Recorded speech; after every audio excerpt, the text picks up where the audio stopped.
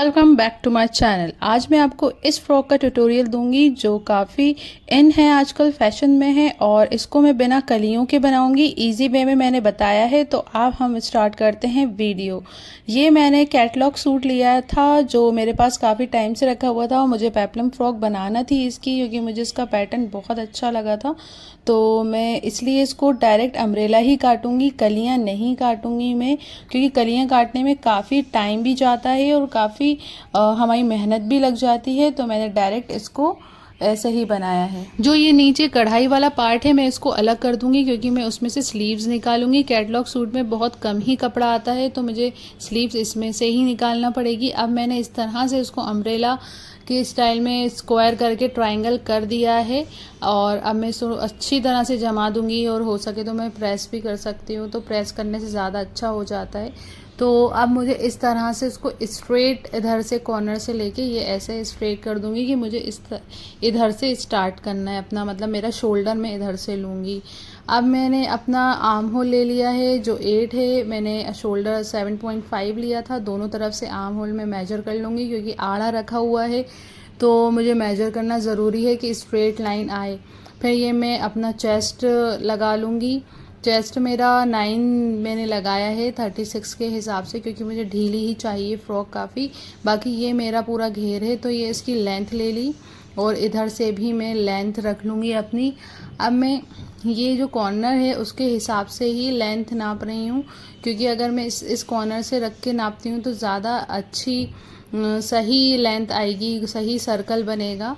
तो मैंने ये यहाँ तक अपना लेंथ ले ली है। इसको लेने के बाद मैंने इसको डार्क कर लिया है, और डार्क करके मैं इसको जो जितने भी मेरे निशान हैं वो मैंने डार्क कर लूँगी। थोड़ा सा मैं यहाँ पे नैरो कर दूँगी फ्रॉक को, कि ये वाला मेरा बगल वाला हिस्सा है, और मैं उसको लेंथ तक लाके जोड़ दूँगी। और ये मैंने आर्म होल भी ले लिया है फ्रंट का और बैक का, और ये नीचे भी मैं डार्क कर रही हूँ। अब ये जो एक छोटा सा हिस्सा आपको छूटा हुआ दिख रहा है वो उसमें मैं जोड़ लगाऊंगी, क्योंकि अम्ब्रेला में अक्सर जोड़ आता है और इसमें सिर्फ एक ही तरफ जोड़ लगना है, दो तरफ आते हैं वैसे तो, क्योंकि एक तरफ का ही कम पड़ रहा था। तो ये मैं आपको बाद में बताऊंगी कि मैंने ये जोड़ कैसे लगाया है। बाकी मैं इसको जो एक्स्ट्रा पार्ट है उसको कट कर रही हूँ, आर्म होल को भी कर रही हूँ। अब इसमें थोड़ा सा काटने में ये रहता है कि ये जो हम जब आड़ा रखते हैं तो ये कपड़ा खिंचता है, तो इसको बिल्कुल हमें खींच के नहीं काटना है, जैसा रखा हुआ है वैसे ही काटना है। ये मैं इसको मार्क कर रही हूँ। ये फ्रंट वाला हिस्सा है अंदर का, तो मैंने इसको अंदर के फ्रंट वाले आस्तीन कट कर लूँगी। तो अब हमारी कटिंग पूरी होती है। ये आस्तीन काटने के बाद देखिए ये मेरा फ्रंट और बैक दोनों निकल आया है, और ये मेरा देखिए कितना अच्छा घेर आ रहा है। आपको इसमें थोड़ा छोटा लग रहा है, ये फ्रॉक छोटा लग रहा होगा, पर बहुत अच्छी लेंथ है इसकी, घुटनों से ऊपर तक इसकी लेंथ है। तो अब मैं अपना इसका अस्तर का काटूंगी, तो अस्तर हमारा सीधा ही रहेगा। मैं उसको अम्ब्रेला नहीं काटूंगी, क्योंकि वो बहुत ज़्यादा फूल जाएगा।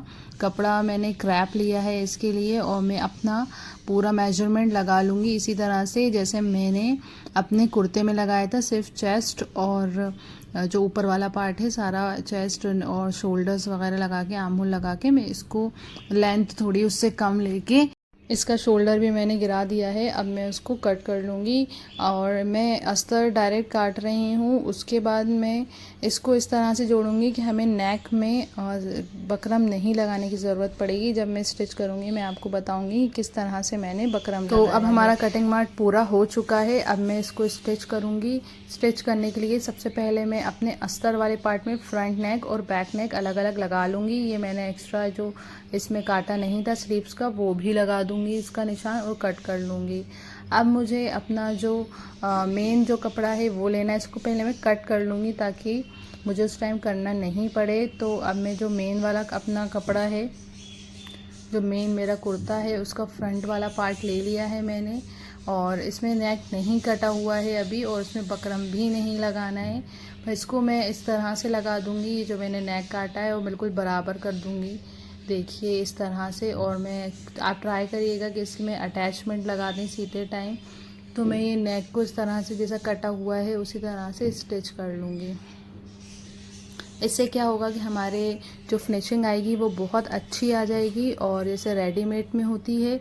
और मैं आपको इसका नेक जो शोल्डर जब अटैच करूँगी तो आप ज़रूर ध्यान से देखिएगा कि बिल्कुल फिनिशिंग के साथ इसमें बहुत अच्छा नेक बनेगा। ये देखिए, ये अब मैंने उसको पलट दिया है काट के। अब मैंने पीछे का भी इसी तरह से बना लिया है, पीछे का गला मैंने गोल रखा है। अब मैं ये दोनों आगे और पीछे के दोनों हिस्से मैंने ले लिए हैं।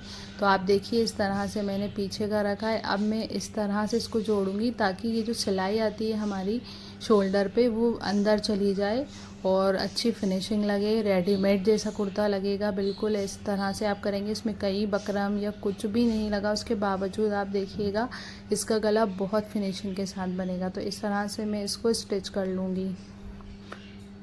स्टिच करने के बाद जो एक्स्ट्रा कपड़ा होगा मैं उसे कट कर दूंगी ताकि ऊपर से फिनिशिंग आए।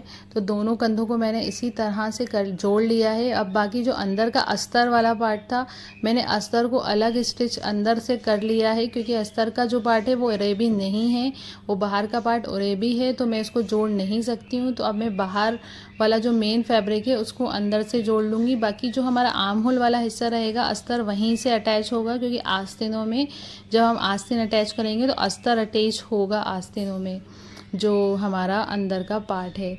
तो ये देखिए, मैंने इसको अंदर से ऐसे सी लिया है, अलग अलग बिल्कुल कर दिया है। इसमें काफ़ी लाइट फील आ रहा था क्योंकि अस्तर जुड़ा नहीं था, तो बहुत अच्छा इसका घेर और अच्छा फ्लॉ हो रहा था, बहुत अच्छा लग रहा था।